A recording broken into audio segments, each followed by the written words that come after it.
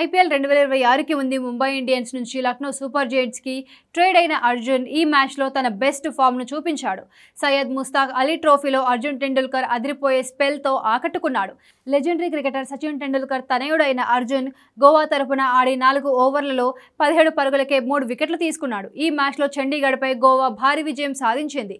మొదటి ఓవర్లోనే శివం బాంబ్రీని clean bowl చేస్తూ పేస్ లైన్తో బ్యాటర్లను ఇబ్బంది పెట్టాడు. ఆ తర్వాత ఆజాద్, జగన్జీత్ సింగ్ల వికెట్లు తీసి చండీగఢ్ ఇన్నింగ్స్ ను కుదిపేశాడు. ముఖ్యంగా జగన్జీత్ సింగ్ అవుట్ అయిన మ్యార్కర్ అయితే అద్భుతంగా స్టంప్స్ ను కొట్టేయడంతో ప్రేక్షకులు మంత్రముగ్ధులయ్యారు. 174 లక్ష్యంతో వచ్చిన చండీగఢ్ 19 ఓవర్లలో 121కే ఆల్అౌట్ అయింది. మ్యాచ్ చివరి క్యాచ్ కూడా అర్జున్ది. 2021లో అర్జున్ టెండూల్కర్ ఐపీఎల్లో అడుగుపెట్టాడు. తన తండ్రి హోమ్ టీం అయిన ముంబై ఇండియన్స్ అర్జున్ టెండూల్కర్ ని వేలంలో కొనుగోలు చేసింది. ఐపీఎల్ 2024 మెగా వేలంలో కూడా అర్జున్ ని మళ్లీ ముంబైయే దక్కించుకుంది. అయితే ఈ ఏడాది జరిగిన ఐపీఎల్ ట్రేడ్ లో అర్జున్ ని లక్నోకి ఇచ్చి శార్దుల్ ఠాగూర్ ని ముంబై సొంతం చేసుకుంది. ఐపీఎల్ 2021లో ఎంట్రీ ఇచ్చిన 2023లో మొదటి మ్యాచ్ ఆడాడు. సీజన్లో 4 మ్యాచ్లు ఆడిన అర్జున్ 3 వికెట్లు తీసుకున్నాడు. బ్యాటింగ్లో 13 పరుగులు చేశాడు. ఐపీఎల్ 2024లో కేవలం 1 మ్యాచ్లోనే ఆడాడు.